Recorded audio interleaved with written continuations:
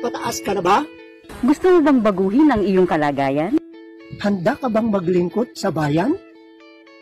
Handa ka bang lumaban at lumahok sa digmang bayan?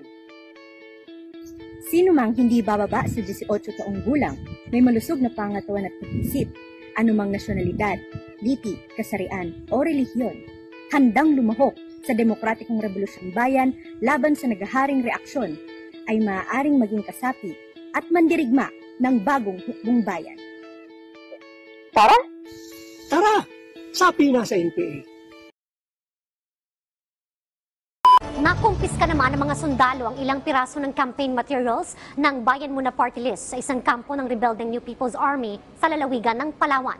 Ito'y matapos salakayin ng mga sundalo ang kampo ng NPA sa barangay Kulasian, Bayan ng Rizal. Ayon kay AFP spokesperson Brigadier General Edgar Arevalo, maliban sa mga campaign materials, nakumpiska rin ng mga sundalo ang ilang baril at mga bala.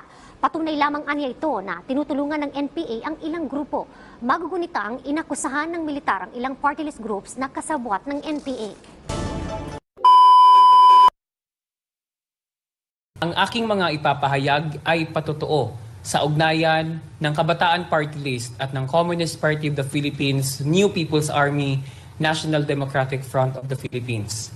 Ang aking mga karanasan at kaalaman sa organisasyon at sa kilusan ang siyang ebidensya na siyang magbibigay linaw sa ugnayan ng mga legal front organizations with the underground movement sa pamumuno ng Communist Party of the Philippines.